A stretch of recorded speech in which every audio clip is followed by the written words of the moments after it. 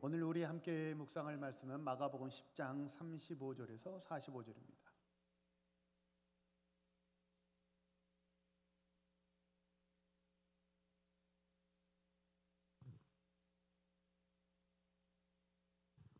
마가복음 10장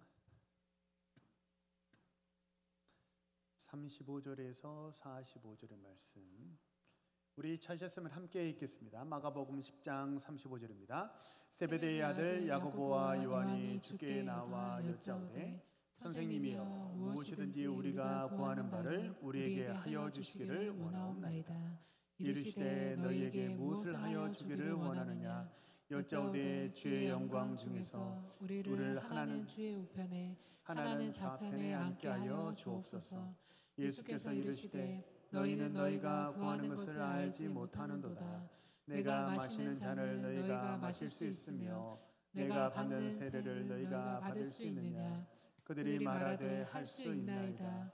예수께서 이르시되 너희는 내가 마시는 잔을 마시며 내가 받는 세례를 받으려니와 내 좌우편에 앉은 것은 내가 줄 것이 아니라 누구를 위하여 준비되었든지 그들이 얻을 것이니라. 열 제자가 듣고 야고보와 요한에 대하여 화를 내거든 예수께서 불러다가 이르시되 이방인의 집권자들이 그들을 임의로 주관하고 그 고관들이 그들에게 권세를 부리는 줄을 너희가 알거니와 너희 중에는 그렇지 아니할지니 너희 중에 누구든지 크고자 하는 자는 너희를 섬기는 자가 되고 너희 중에 누구든지 으뜸이 되고자 하는 자는 모든 사람의 종이 되어야 하리라. 인자가 온 것은 섬김을 받으려 함이 아니라 도리어 섬기려 하고 자기 목숨을 많은 사람의 대속물로 주려 함이니라. 아멘. 할렐루야. 오늘 주일 예배에 오신 우리 사랑하는 모든 성도님들을 주님의 이름으로 환영합니다. 우리 한번 좌우 옆 사람과 서로 인사하시죠. 하나님 당신을 사랑하십니다. 한번 우리 고백하겠습니다. 나는 복받은 사람입니다. 나는 복 많이 받은 사람입니다. 우리 교회도 복받은 교회입니다. 아멘. 하나님의 은혜가 또 우리 삶 가운데, 교회 가운데 언제나 함께 하는 줄로 믿습니다. 오늘은 이제 방향을 바꾸면 으뜸이 됩니다 라는 제목으로 말씀을 전하겠습니다. 혹시 사람이 좋은 쪽으로 변할 수 있다, 성장할 수 있다 라고 생각하십니까? 아니면 사람은 바뀌지 않아 라고 생각하십니까? 오늘 그 질문에 대한 대답이 오늘 본문입니다. 아무리 험악하고 아무리 완악한 사람이라 할지라도 하나님 품 안에 거하고 성령 안에 거하게 되면 그러면 향기 나는 사람이 되고 복 있는 사람, 또 복 주는 사람으로 변화될 줄을 믿으시기를 바랍니다. 이제 사람이 변하지 않는다라고 생각하면 사실 이게 모순이 되는 거예요. 기독교는 사람이 바뀌는 거거든요. 사람이 변한다는 건, 근데 교회에서는 사람이 이렇게 바뀐다고 말하는데 세상에서는 왜 사람이 안 바뀐다고 말하느냐? 서로 바뀐다, 변한다라는 말의 의미가 좀 다른 것 같아요. 그래서 사실 이제 제가 어제 어떤 TV 프로그램 이렇게 대담하는 그런 프로그램을 봤는데 되게 말이 인상 깊더라고요. 어떤 사람의 질문이 성립하려면 그 질문에 담겨 있는 용어의 뜻이 서로 같아야 한다. 그래야만 질문이 성립한다. 질문하는 사람은 이런 의미로 질문했는데 답변하는 사람은 그 뜻을 이렇게 생각하고 있다면 서로 다른 얘기를 하게 되겠죠. 세상에서 사람이 바뀌지 않는다고 말하는 것은 기질이 바뀌지 않는다는 거예요. 그 말은 맞습니다. 사람은 기질이 잘 바뀌지 않아요. 근데 교회에서 사람이 바뀐다라고 말하는 건 뭐냐? 기질이 바뀐다는 뜻이 아니고 달려가는 방향, 그 기질을 쓰는 방향이 바뀐다라는 뜻입니다. 달려가는 방향이 바뀌면 그러면 어떻게 되냐면 서 있는 위치도 바뀌게 되거든요. 그러니까 똑같은 기질이더라도 이쪽 방향으로 달려가느냐 이쪽 방향으로 달려가느냐 그것에 따라서 사람이 이제 달라지더라는 거죠. 나를 향해서 달려가잖아요. 세상을 향해 달려간다 또는 나 자신을 위해서 산다, 똑같은 말입니다. 나를 향해 달려가면요 어떻게 되냐면 하나님에게서 멀어집니다. 세상을 향해 가면 하나님에게서 당연히 멀어지겠죠. 그러면 어떠냐면 어떤 냄새가 배어드느냐, 하나님 냄새가 배는 게 아니고 세상을 향해 달려가고 세상과 가까워지니까 세상 냄새가 배어들겠죠. 그래서 어떤 인생이 되냐면 추한 인생이 되고 말아요. 근데 반대로 하나님을 향해서 달려가게 되면 그러면 어떻게 되느냐, 하나님에게는 향기가 있거든요. 뭐 우리 그리스도인의 향기 뭐 그런 말을 왕왕 하지 않습니까? 하나님에게서 향기가 나는데 사실 그 향기가 우리에게 향기 나는 사람, 향기 나는 하나님에게 우리가 가까이 가니까 그 향기가 우리에게 배어들게 됩니다. 그래서 우리가 어떤 사람이 되냐면 향기 나는 그리스도인이 될 수 있다는 거죠. 자, 하나님의 향기가 우리에게 배어들었다 또는 하나님의 빛이 우리에게 비춰져서 우리는 발광체는 아니지만 반사할 수 있게 되었다. 그걸 일컬어서 기독교에서는 뭐라고 말하냐면 사람이 변했다라고 이렇게 말을 한다는 거예요. 태초에 하나님이 천지를 창조하실 때 하나님이 다른 모든 피조물에게는 주지 않으셨던 아주 독특하고 특별한 것을 사람에게 주셨습니다. 그게 뭐냐면 하나님의 형상이고 하나님의 영이에요. 하나님이 사람을 지으실 때 다른 짐승들을 지으실 때는 하나님의 형상으로 짓지 않았는데 오직 사람을 지을 때는 하나님이 어떻게 하냐면 하나님의 형상으로 지으시고 그 코에 생기를 불어넣으셨어요. 생기. 그래서 사람이 뭐가 됐냐면 살아있는 영, 리빙 소울이 되었다는 거예요. 자, 하나님의 형상과 하나님의 영을 오직 사람에게만 주셨어요. 그래서 우리는 어떤 존재냐면 잘 들으세요. 우리 안에 신이 내재되어 있는 거예요. 왜 우리 뭐 CPU가 컴퓨터에 어떤 CPU가 내장되어 있다. 핸드폰에 어떤 프로그램이 내장되어 있다. 그 안에 들어있다. 그런 얘기를 왕왕 하잖아요. 우리 안에 뭐가 있냐면 신이 들어와 있는 거예요. 그게 세상에 어떤 종교에도 없는 아주 기독교에는 정말 독특한 현상이라는 거예요. 사람이 신에게 고행을 통해서 다가가는 그런 거는 있어도 신이 낮아져서 사람 안에 들어왔다. 이건 없는 거예요. 근데 오직 기독교는 신이 사람 안에 들어와 있는 거예요. 그러니까 사람이 어떤 존재가 됐냐면 신이 창조주라는 신이 우리 사람 안에 내장되어 있는 하나님과 한 몸이 된 그런 존재가 된 게 사람의 특별성이고 독특성이라는 거예요. 신약 성경에 보면 가끔 어떤 구절이 나오냐면 뭐 그가 내 안에 내가 그 안에 거한다. 내가 그로 더불어 먹고 그는 나로 더불어 먹는다. 뭐 이런 복잡한 그런 말들이 좀 이렇게 성경에 나오잖아요. 이게 그 말이에요. 한 몸이라는 뜻입니다. 하나님이 우리 안에 거하시는 줄로 믿으시기 바랍니다. 그리고 우리는 하나님과 한 몸이 된 줄로 믿으시길 바랍니다. 자, 세상 그 어떤 피조물도 세상 그 어떤 종교에서도 하지 않는 신이 내장된 사람, 신이 내장된 피조물, 이게 뭐냐면 하나님이 태초에 천지창조 때 사람에게 주신 품격입니다. 사람은 그 정도로 품격이 있는 거예요. 그러니까 사람을 하나님이 어떤 존재로 지으셨냐면 아주 고귀한 존재로 지으신 거예요. 일전에도 제가 성막 강의할 때 한번 말씀드렸잖아요. 어떤 바벨론의 창조 신화, 애굽의 창조 신화에서는 신이 뱉은 침으로 사람을 창조했다고 그러고 반역자의 피로 사람을 만들었다. 그런 아주 추악하고 아주 험악한 창조 신화는 있어도 신이 사람에게 들어와 가지고 신의 성품을 사람에게 주고 신의 영을 사람에게 줘서 신과 사람이 한 몸이 됐다. 이런 건 없는 거예요. 그게 사람의 품격이라는 거예요. 그런데 어느 날 신이 내장되어 있는 아주 귀한 그런 품격을 우리 사람이 가졌는데, 근데 사람이 뭐라고 말하냐면 이제 하나님 이제 좀 제가 알아서 하고 싶으니까 좀 나가주시겠어요? 이렇게 얘기를 한 거예요. 신이 내 안에 들어와서 나를 고귀하게 만들어 주시고 나를 생명의 길로, 살 수 있는 길로, 좋은 길로 하나님이 인도하셨는데, 그렇게 살아가고 있었는데 어느 날 사람이 불편한 거예요. 내가 하는 생각, 내가 하는 행동을 신이 다 지켜보고 있다는 게 좀 불편한 거예요. 그러니까 뭐라고 그러냐면, 하나님 좀 내가 알아서 하고 싶어요. 좀 놔두실래요? 내가 알아서 할게요. 이제 좀 나가주세요 라고 사람이 하나님을 추방했습니다. 이게 정말 어이없는 일이죠. 자, 사람이 하나님을 추방하고 어떠냐면 스스로 나의 품격을 만들고 살고 싶었어요.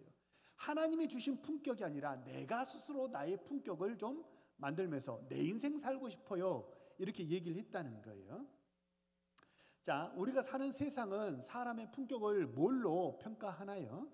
대부분 뭐 그렇지 않은 사람도 있겠지만 대부분의 사람들은 뭐라고 얘기하냐면, 이 사람 어떤 아파트에 사는가, 아파트입니까? 빌라입니까? 단독주택입니까? 그 아파트면 어떤 브랜드의 아파트고 어디에 위치해 있습니까? 그곳으로 사람의 품격을 평가합니다. 어느 대학을 나왔습니까? 이곳으로 사람의 품격을 평가하고요. 당신의 연봉이 얼마입니까?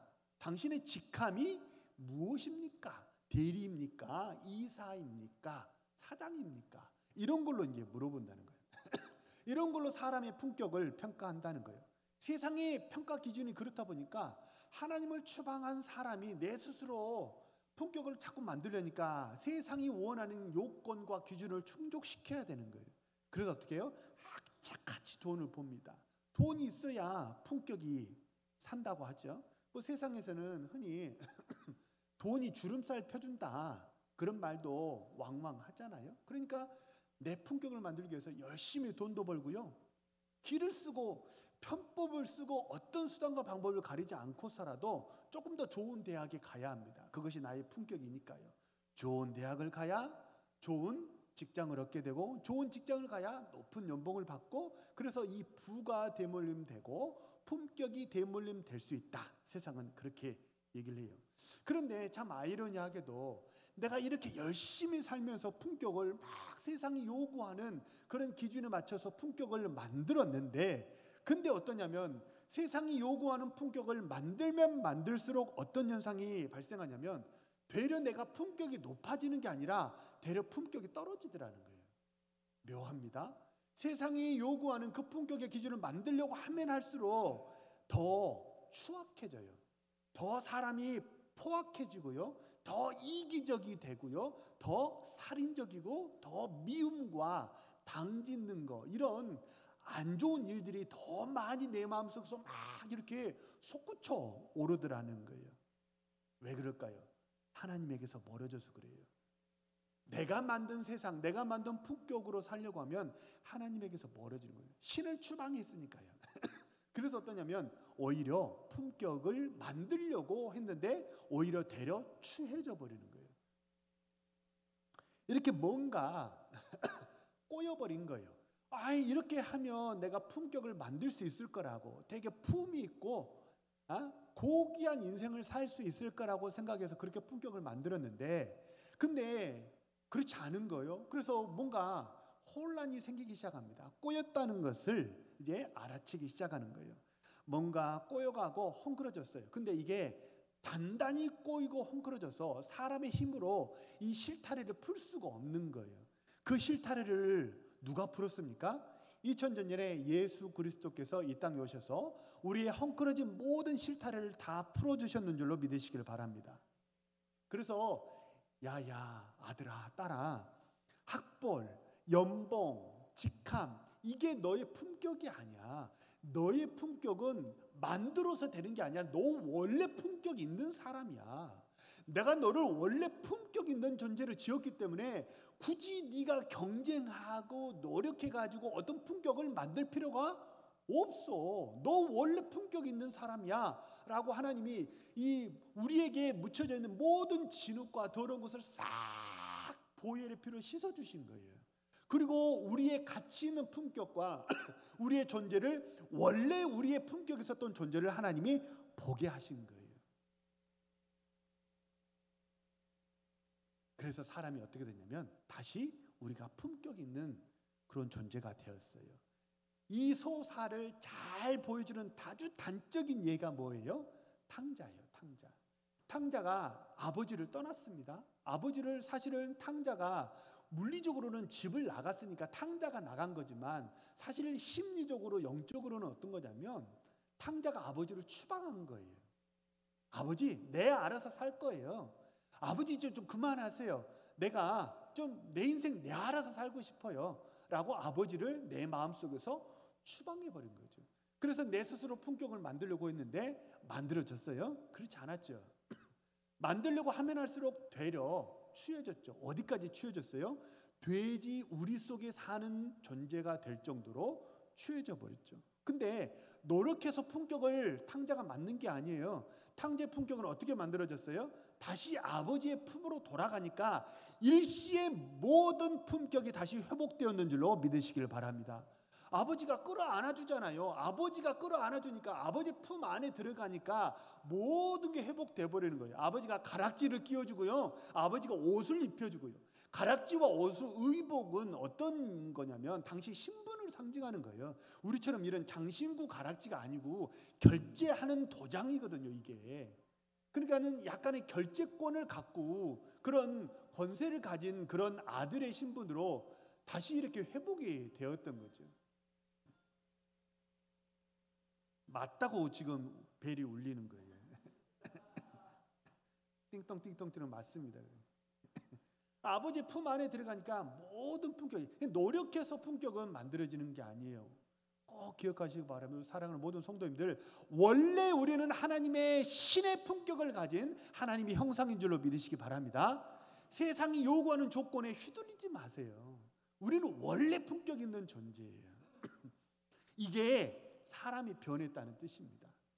방향이 바뀌는 거예요. 세상을 향해 달려가던 사람이 하나님의 품 안으로 가니까, 그러니까 어떻게 된 거예요? 사람이 바뀌는 거예요.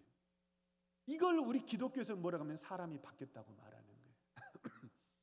하나님 품 안에 들어가셔서 원래 하나님이 주신, 우리에게 주신 그런 신의 품격으로, 아주 신성한 품격으로 살아가시는 우리 사랑하는 모든 성도들 되시길 소망하고 축복합니다. 오늘 본문에 야고보가 마치 그와 같은 서사를 보여줍니다. 성경에는 야고보가 몇 사람 나오거든요. 예수님의 제자만 따지더라도 야고보가 2명이나 나와요. 알페오의 아들 야고보가 있고 세베대의 아들 야고보가 있고요. 또 예수님의 친동생의 이름 중에서도 야고보가 있어요. 예수님의 친동생 야고보가 쓴 신약성경 책이 한 권인데 그 책이 야고보서입니다. 신약성경 야고보서는 야고보 사도가 쓴 게 아니고 예수님의 동생 야고보가 쓴 책이에요. 예수님의 동생 야고보는요, 마가복음 3장 21절에 보면 뭐라고 나오냐면 예수의 친족들이 듣고 그를 붙들러 나왔다고, 왜냐하면 그가 미쳤다고 생각했다고 그러잖아요. 그러니까 예수님이 복음 사역을 하니까, 복음을 전하고 막 백성들을 가르치는 일을 하니까, 아유 저 우리 형 왜 저래? 예? 우리 형 왜 저래? 저 미쳤어. 귀신 들렸나 봐. 라고 생각하고 예수님 뜯어 말리려고 왔던 사람이 예수님의 동생 야고보예요. 예수님의 어머니도 그랬고요. 처음에는 그랬다는 거예요. 근데 그랬던 야고보가 훗날, 혹시 예수님의 동생 야고보의 별명이 하나 있거든요. 예수님 동생 야고보의 별명이 혹시 뭔지 아세요? 그게 낙타 무릎이라는 별명을 가지고 있어요. 낙타 무릎은 무릎이 이렇게 튀어나와 있잖아요. 하도 이 야고보가, 동생 야고보가 기도를 많이 해가지고 무릎이 부어 올라가지고 낙타 무릎처럼 됐다고 그래서 그의 별명이 낙타 무릎이에요. 그러니까 사실 어떠냐면 이 예수님 동생 야고보는요, 우리 수요 기도회 때 이번 주에도 제가 지난 수요일에도 살펴봤지만 예루살렘 교회에 아주 유력한 지도자가 몇 명 있었는데 베드로도 있었고, 그 중에 예수님의 동생 야고보도 예루살렘 교회의 유력한 지도자였어요. 그러니까 낙타 무릎 기도하는 사람이 되었고요. 그리고 야고보서를, 신약성경 야고보서를 집필하는 사람이 되었고요. 예루살렘 교회의 큰 지도자가 되었어요. 뭔가 이상하죠. 우리 형 왜 저래라고 복음을 전하는 형이 미쳤다고 뜯어 말리려고 왔던 이 야고보가 어떻게 됐어요? 교회의 큰 지도자가 된 거예요. 야고보서를 쓰는 행함 있는 믿음을 전달하는 그런 위대한 사람이 되었다는 거예요. 이 변화가 정말 놀랍지 않습니까? 어떻게 해서 이런 변화가 생겨나게 된 거예요? 왜 예수님의 동생 야고보가 이렇게 복음을 부정하는 사람에서 교회의 지도자로 180도 이렇게 뒤집히는 그런 역사가 일어나게 되었습니까? 사도행전 1장 14절이에요. 사도행전 1장 14절을 보면요, 여자들과, 우리 같이 한번 읽어볼까요? 시작. 여자들과 예수의 어머니 마리아와 예수의 아우들과 더불어 마음을 같이하여 오로지 기도에 힘쓰더라. 그러니까 이 예수님이 승천하신 다음에 뭐라고 하냐면, 약속하신 것을 기다리라고, 예루살렘을 떠나지 말고 약속하신 것을 기도하면서 기다리라고 말하니까 여자들과 예수의 어머니 마리아와 예수의 아우들이 백성들과 더불어서 어디서 기도했어요? 마가의 다락방에서. 몇 명 정도가 모여서 기도했어요? 120명 정도가 모여서 기도했는데 거기 누가 있었냐면 예수님의 아우들이 있었단 말이에요. 여기서 오로지 기도에 힘썼다는 거예요. 그러니까 사람이 변하는 게 어떻게 변하냐면 하나님께 가면 바뀌어요. 내가 막 수양하고 막 특별하게 뭔가 노력을 해서 막 좋은 책을 읽고 면벽 참선을 하고 금식을 하고, 그게 아니고 하나님을 만나면 사람이 바뀌게 될 줄로 믿으시기를 바랍니다. 그래서 이 야고보가, 예수님 동생 야고보가 예수님이 미쳤다고, 우리 형 미쳤다고, 아유 남사스럽다고, 동네 부끄럽다고, 우리 형 왜 저런지 모르겠다고 예수님 뜯어 말리던 동생 야고보가 초대교회 지도자가 되고 후대 만세에 칭찬받는 사람이 되었습니다. 우리도 이렇게 변화될 수 있을 줄로 믿으시길 바랍니다. 오늘 본문에 나오는 야고보는 예수님 동생 야고보가 아니고 세베대의 아들 야고보입니다. 예수님의 제자 중에는 세베대의 아들 야고보가 있고 알페오의 아들 야고보가 있는데, 알페오의 아들 야고보는요 성경에 별로 기록이 없어요. 그래서 어떤 삶을 살았는지 우리가 잘 알지를 못해요. 성경 퀴즈에만 이렇게 좀 나와요. 그래서 그림 성경 퀴즈에 보면 이렇게 알이 있고 알을 때리는 그런 그림이 있어요. 이 제자가 누구일까요? 알페오의 아들 야고보. 근데 오늘 본문에 나오는 야고보는 세베대의 아들 야고보입니다. 그래서 야고보가 두 명 있으니까 흔히들 뭐라고 얘기하냐면 세베대의 아들 야고보가 불편하니까 큰 야고보고 작은 야고보 이렇게 불러요. 오늘 본문에는 큰 야고보가 나오거든요. 이 큰 야고보는요, 누가복음 9장 54절 한번 볼까요? 거기 보면 뭐라고 나오냐면 예수님이 사마리아에 가셔서 복음을 전하는데 이 사마리아 사람들이 예수님을 영접하지 않는 거예요. 그러니까 이 야고보가 뭐라면, 주님, 하늘에서 불을 명해가지고 마치 소돔과 고모라를 파멸시켜버리듯이 이 사람들을 싹 다 쓸어버리시죠. 이렇게 말을 했던 사람이에요. 그 이유가 무슨 뭐 반역을 했고 살인을 저질렀고 그런 게 아니고 우리를 환대하지 않았다는 이유 하나만으로 내 자존심을 건든 거예요. 나를 반갑게 맞아주지 않은 거예요. 그러니까 굉장히 에고가 강한 사람이죠.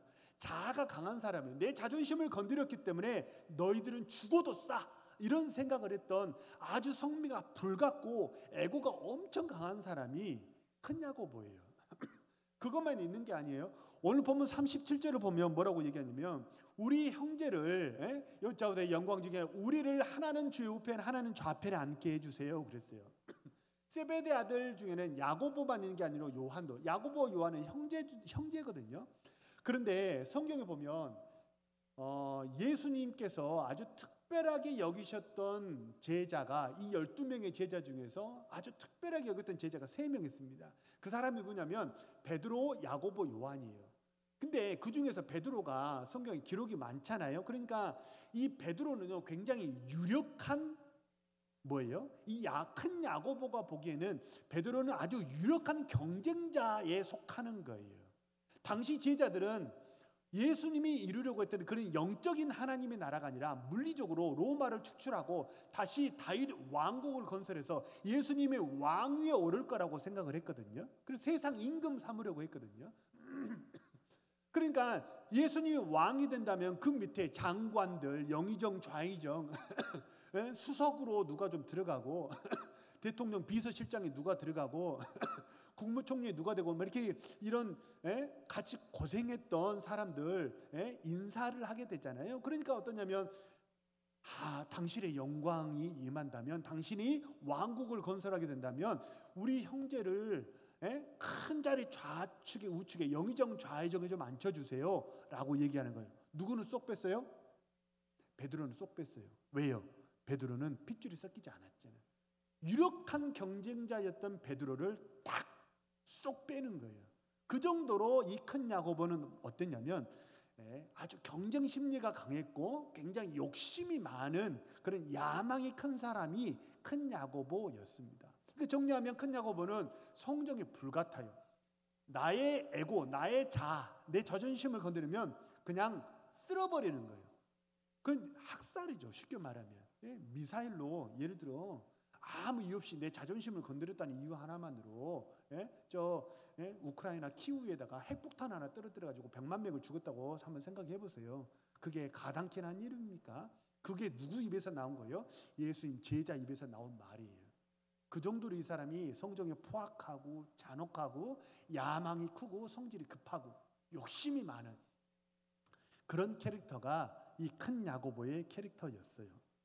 자, 내가 스스로 품격을 세우려고 했어요. 주님의 나라 임할 때 우리 형제를 베드로는 좀 빼고요. 이 베드로는 좀 실수가 많잖아요. 그러니까 이 베드로는 좀 빼고요. 우리 형제를 우편과 좌편에 좀 하나님 좀 앉혀주세요. 오늘 본문에 보면 뭐라고 나오냐면 이게 참 이 야고보가 그냥 이렇게 37절에서 부탁한 게 아니에요. 36절에 보면 35절에 보면 선생님이여 무엇이든지 우리가 구하는 바를 우리에게 하여 주시기를 원합니다 그러잖아요. 그러니까 주님 내가 무슨 부탁을 하든지 꼭 들어주셔야 되는 거예요. 알겠어요? 내가 주님께 따라다니면서 얼마나 주님 말씀 잘 듣고 주님을 도와드렸잖아요. 그러니까 주님도 나에게 페이백을 좀 해야 되는 거예요. 그러니까 내가 뭘 부탁하든지 주님 거절하시면 안 돼요. 아셨죠? 라고 전제를 달고 지금 이걸 부탁하는 거예요. 그러니까 약간 예수님에게도 겁박을 하는 거죠. 협박을 하는 거. 꼭 들어주셔야 되는 거예요. 내가 그동안 따라다니면서 도시락도 많이 갖다 드렸잖아요. 그러니까 꼭 들어주셔야 돼요. 그랬던 거죠. 내가 스스로 1등이 되려고 했어요. 내가 스스로 품격을 세우려고 했어요. 그 결과가 뭐예요?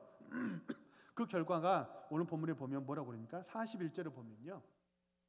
41절을 보면 이 나머지 10명의 제자들이 듣고 야고보와 요한에 대해서 화를 냈다고 그러잖아요. 뭐 한 거예요? 서로 진흙탕 싸움을 한 거예요. 야, 니들만 왜 높은 자리에 가려고 그래? 왜 네가 첫째냐? 우리는 뭐 시다발이냐? 우리는 뭐야? 왜 니들만 그래? 니들만 특별대우 받냐? 야, 그걸 몰래 가가지고 청탁을 했어? 도대체 뭘 준 거야? 돈 줬어? 아니면 뭐 한다고 그랬어? 이들끼리 제자들 내에서 엄청 싸움이 일어난 거예요. 자, 이게 결과입니다. 내가 내 스스로 품격을 만들려고 하면 공동체가 어떻게 되는 거예요? 다툼이 일어나요. 분쟁이 일어나요. 시기와 다툼과 분쟁은 야고보서에 보면 뭐라고 나오냐면 마귀 역사라고 나와요. 그럼 100% 마귀 역사예요. 왜 이런 시기 다툼 분쟁이라는 100% 마귀 역사가 일어나게 된 거예요? 하나님에게서 떠나서 내 스스로 품격을 세우려고 했기 때문입니다. 근데 야고보서 1장 17절에 보면 뭐라고 하냐면 하나님이 주시는 온갖 선물에는 그림자가 없대요. 하나님을 회전하는 그림자가 없대요. 세상 모든 물체는 그림자가 있습니다. 빛이 여기서 저를 비추잖아요. 그러면 우리 성도님 안 보이시겠지만 제 뒤에는 그림자가 있습니다. 그렇죠?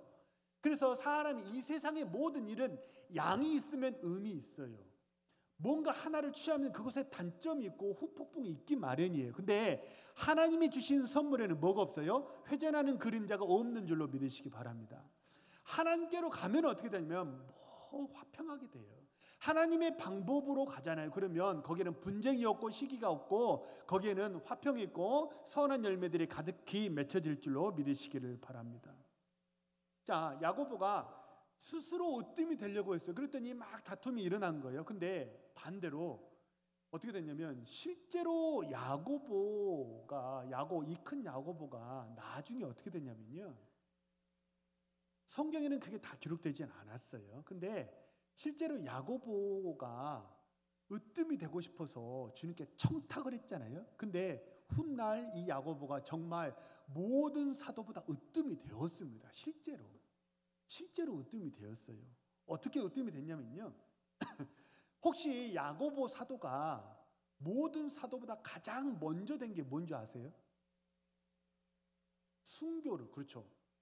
사도행전 12장에 보면요. 모든 사도보다 제일 먼저 순교자가 되었어요. 그래서 성경에 그 이름이 나와요. 헤롯이 야고보의 목을 자르고 그 다음에 그래서 유대인들이 기쁘게 하려고 야고보 사도를 죽여요. 그 다음에 유대인들이 너무 좋아하니까 그 다음에 누구를 죽이려고 감옥에 가둬요? 베드로를 죽이려고 감옥에 가둬요. 그러니까 이 예루살렘 교회의 성도들이 막 베드로의 석방을 위해서 기도하니까 천사가 가가지고 잠들어 있는 베드로의 옆구리를 쳐서 깨워가지고 문을 열고 간수들의 눈을 어둡게 해가지고 베드로가 나오겠다. 그게 사도행전 12장의 내용이거든요. 그 시작이 어떤 얘기냐면 야고보 사도가 거기서 순교하게 돼요. 그러니까 사실은 가장 먼저 순교했던 사람이 누구냐면 야고보 사도입니다. 그리고 전승에 따르면요, 가장 먼저 땅 끝까지 가서 복음을 전파한 사람이 야고보 사도입니다. 예수님의 12제자 중에서요, 성경에 죽음이 기록된 제자가 딱 2명밖에 없어요. 한 사람 누굴까요? 오늘 제가 말씀드렸던 야고보, 큰 야고보고요. 또 한 사람 누굴까요? 예수님 제자 중에서 죽음이 기록된 사람. 좀 안 좋죠.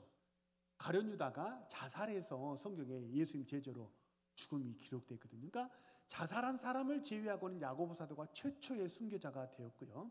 로마서 15장 23절 28절에 보면 바울이 뭐라고 얘기하냐면 내가 진짜 가고 싶다. 내가 진짜 가서 복음을 전하고 싶다라고 말했던 지역이 어디냐면 서바나입니다. 서바나가 요즘으로 말하면 스페인이에요. 스페인. 근데 왜 바울이 그렇게도 서바나를 가고 싶어 했냐면 그 당시의 세계관에서는 서바나, 스페인이 땅끝이라고 여겼어요. 그러니까 서바나에 가서 복음을 전하면 예수님께서 사도행전 1장 8절에서 명령하신 대로 예루살렘과 온 유대와 사마리아와 어디예요? 땅끝까지 가서 복음을 전하라고 그러는데 예수님 명령을 온전히 이루었다고 당신은 생각을 한 거예요. 지금하고는 좀 다르긴 하지만. 그래서 베드로 사도가 로마서 15장에 보면 로마서 15장은 베드로 사도가 이제 로마서 편지를 마무리하는 장면이거든요. 나 진짜 가고 싶어. 내가 땅끝까지 가서 주님이 땅끝까지 가서 복음을 전하라고 그랬는데 나 진짜 땅끝에 가서 복음을 좀 전하고 싶어라고 베드로가 2번이나 얘기해요. 15장 23절에도 28절에도 2번이나 서바나를 언급합니다. 근데 실제로 베드로는 갔어요? 못 갔어요? 못 갔어요. 베드로가 로마도 보아야 하리라. 그래서 이탈리아 로마까지 교황청이 있는 곳에까지는 가서 복음을 전했어요. 황제가 있는 곳이죠.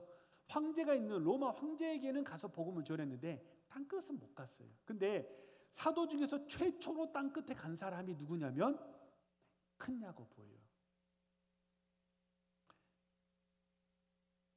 스페인 지명 중에 산티아고라는 지명이 있거든요. 산티아고라는 지명이 무슨 뜻이냐면 산은 SAN, 이게 세인트, 성이라는 뜻이에요. 거룩하다. 세인트의 줄임말이 산입니다. 그리고 티아고가 이 제임스라는 영문 이름을 스페인 말로 바꿔서 부르면 그게 티아고래요. 그러면 세인트 제임스라는 이름이 되는 거죠. 영문으로 쓰면. 이 제임스가 누구예요? 야고보예요. 그래서 이름이 똑같으니까 예수님의 동생 야고보가 쓴 이 우리 신약 성경 야고보서가 영문 이름으로 제임스라고 돼 있는 거예요. 스페인에 가면요 산티아고가 있어요. 이 야고보 사도가 와서 복음을 전해준 게 너무 고마워가지고 산티아고 스트리트가 있어요. 산티아고 스트리트가 있어요. 그리고 이 축구 선수 중에 굉장히 유명한 코치인데 그분이 이 산티아고 스트리트를 걸으면서 야고보 사도의 정말 희생과 그 헌신을 묵상하다가 뭔가 영감을 얻어가지고 힘을 뺄 때 가장 빠르다, 하지 않으려고 할 때 가장 잘 된다라는 축구 레슨 하나의 교범을 만들어요. 그래서 이분이 국가대표 코치도 하게 됩니다. 그런 사람이 나오기도 해요. 산티아고라는 이름이 스페인에만 있는 게 아니에요. 칠레의 수도가 어디예요? 칠레의 수도가 산티아고입니다. 그리고 쿠바에도 있고요, 멕시코에도 있고요, 도미니카 공화국에도 산티아고가 있어요. 다 뭐예요? 이 제임스, 세인트 제임스, 야고보, 큰 사도, 큰 야고보를 기념해서 만든 도시들이에요. 그리고 혹시 아세요? 미국에도 산티아고가 있어요. 혹시 뭔지 아세요? 영문 이름으로 바뀌었겠죠. 샌디에고예요. 샌디에고. 미국의 샌디에고 아시죠? 샌디에고가 이게 미국식으로 바뀐 이름이에요. 그게 세인트 제임스, 산티아고, 야고보 사도를 기념해서 만든 이름이라는 거예요. 오늘 보면 39절 40절에 보면 주님이 말씀하세요. 이 자리는 누구를 위해서 예비된 자리가 아니야. 누가 됐든지 내가 마시려는 잔을 마시고 내가 받는 세례를 받으면 그러면 그 사람이 그 자리에 앉게 될 거야. 누구든지 그냥 그 자리는 누구를 위해서 예비해 놓은 자리가 아니고 누구든지 내 잔을 마시면 그냥 그 자리에 앉게 될 거야. 주님이 말씀하셨어요. 야고보 사도가 처음에는 꼼수를 썼습니다. 사람이 작업을 한 거예요. 요령을 피우고 작업을 하고 그래가지고 주님이 이 나라가 임했을 때 우편과 좌편에 앉고 싶었어요. 그랬을 때는 분쟁만 일어나지 오히려 취해지지 그 자리에 앉지를 못했어요. 근데 주님의 말씀대로 내가 마시려는 잔, 그 잔이 무슨 잔이면 고난의 잔입니다. 영광 받는 잔이 아니고 고난 받는 잔. 고난이 다른 게 아니에요. 사람 섬기는 거예요. 그래서 오늘 보면 마가복음 10장은 이 으뜸이 된다 얘기를 하면서 뭘로 마무리하냐면 인자에 온 것은 섬김을 받으려 함이 아니라 도리어 섬기려 하고 자기 목숨을 마른 사람의 대속물로 주려 한다. 네? 그렇잖아요. 이렇게 자꾸 섬김 이야기로 오늘 본문의 스토리를 마무리하잖아요. 이 잔은 주님이 마셨던 고난의 잔은 어떤 잔이냐면 섬김의 잔이에요. 그리고 주님이 받는 세례는 뭐예요? 세례가 뭐예요? 물속에 들어갔다 나오는 거잖아요. 그게 뭐예요? 옛사람이 죽는 거예요. 자아가 죽고 에고가 죽고 혈기가 죽는 거예요. 야고보는 불로 쓸어버리자고 말할 정도로 에고가 아주 강하고 포악한 사람이었어요. 근데 에고가 죽은 거예요. 그랬더니 어떻게 된 거예요? 정말 모든 사도보다 으뜸이 됐어요. 최초의 순교자가 되었고 최초로 땅끝까지 가서 복음을 전한 그런 위대한 큰 사도가 되었다는 것입니다. 바라고 소망합니다. 우리 사랑하는 모든 동원의 성도님들도 우리 야고보 사도와 같이 이렇게 큰 자가 되고 으뜸이 되시는 우리 신실한 주의 백성 모두 되시기를 소망하고 축복합니다.